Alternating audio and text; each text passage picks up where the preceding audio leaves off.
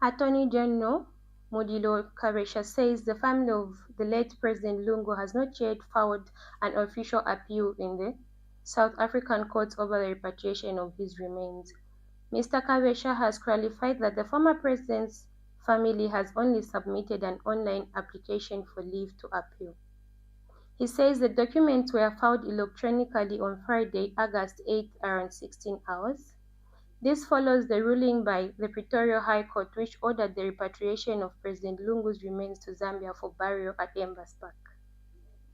Delivering the judgment on behalf of a three-judge panel, acting Judge President Obridwa Ndaba further directed that the former president be accorded a state funeral in accordance with Zambian law. Mr. Karesha was speaking during ZNBC TV1 Sunday interviews last night when he said the court is expected to make a decision on Monday, August 11, 2025, on whether the family will be granted permission to appeal. The Attorney General says only after can government decide the next course of action. There is no appeal, okay? Don't talk so much about appeal. There is no appeal. What is there is an application for permission to appeal. Okay? So there is no stay, yes, there is no stay. There is supposed to be an order to stay. But according to the South African law, when you file an appeal, then you suspend. And these are issues where lawyers sometimes, they say, fine, we'll not proceed. Let's wait. And mind you, it was filed on Friday. About 16 hours. And so we are waiting for Monday. Maybe then the court will be able to give directions as what should happen next. Or the court can decide to dismiss the application.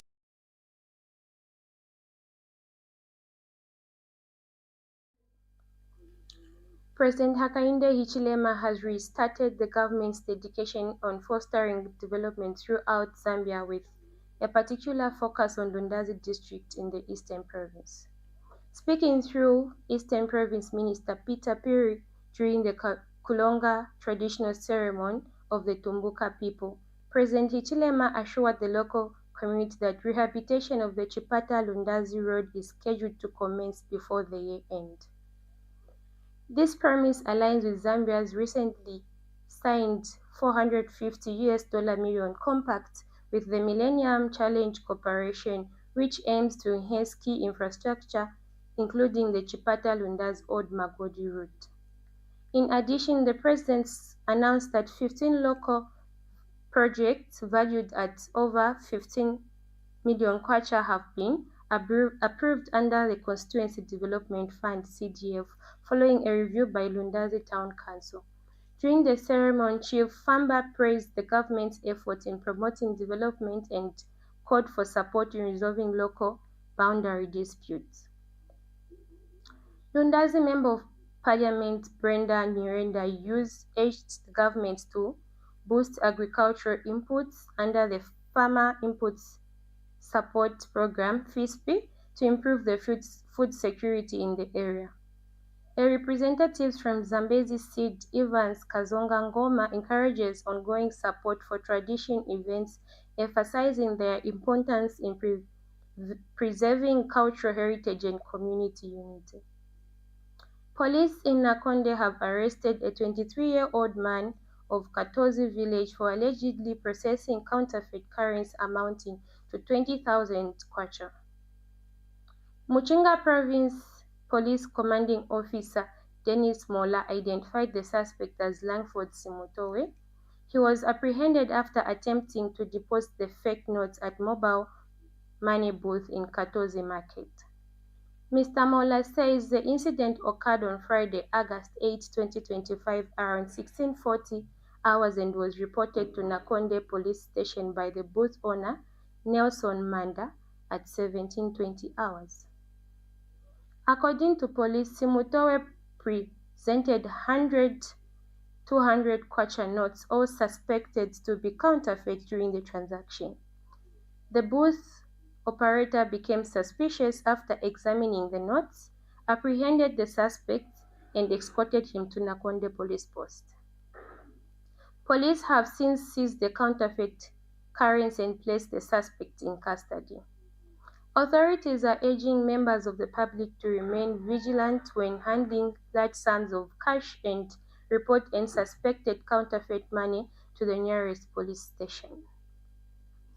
The Eastern Province Department of Labor has recorded more than 450 labor-related complaints between January and July this year. Of these, 11 cases have been escalated to the courts for further legal action.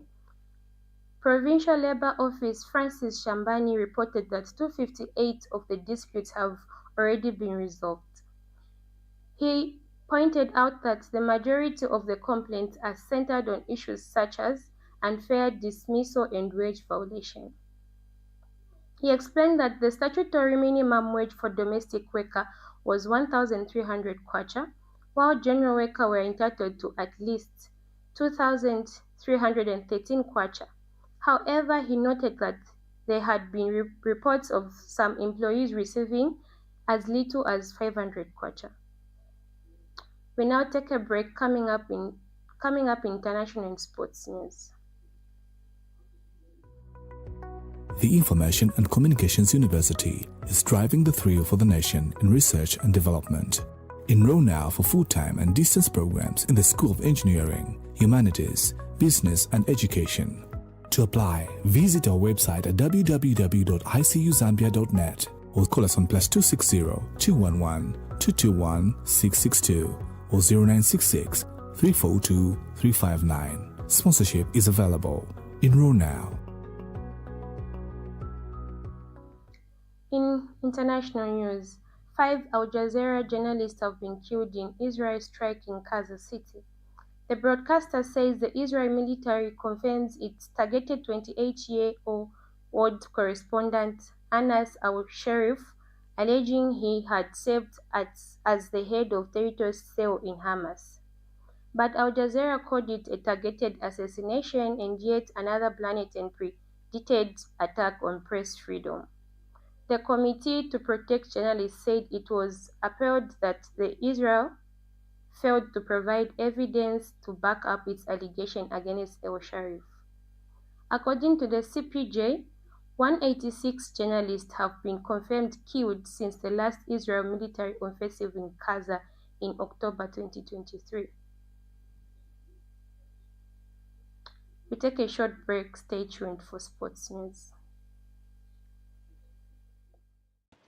Did you know that mental health conditions are treatable and recovery is possible? Hi, I'm Ngenia Febamoyo. I'm your host on Let's Talk Mental Health. I invite you all to this show where you freely express yourself and together we find a solution. For more details, you can contact 0777 93 73 92 and we'll be there to help you find solutions to whatever you're going through.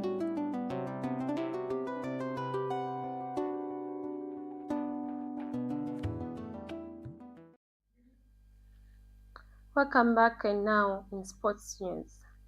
Zambia is on the brink of elimination from the 2024 African National Championship (CHAN) following a 2-1 defeat to Angola on Sunday.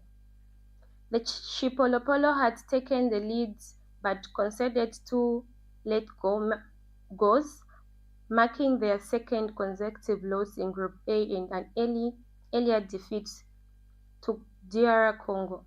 Head coach Avram Grant made several changes to his starting lineup, but they failed to yield the desired results. Zambia currently sits at the bottom of the group with 0 points. They are scheduled to face Morocco and Kenya on Thursday and Sunday, respectively. Host nation Kenya leads the group with 7 points, while Angola, Morocco, DR Congo are all tied on 3 points. This marks Zambia's worst performance at the CHAN tournament. Historically, they have been reached the quarter-final 3 times and secured 3rd place in the inaugural edition in 2009.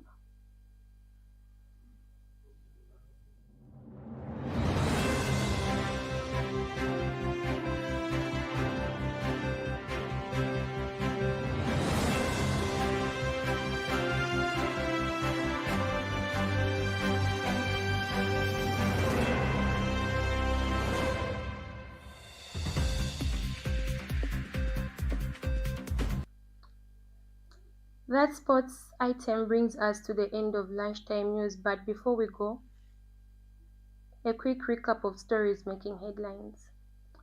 Government legal advisor says no formal appeal yet, but leave to appeal filed by Lungu family. President Hichilema reiterates commitments to road upgrade and development in Lundazi. Nakonde man arrested with 20,000 counterfeit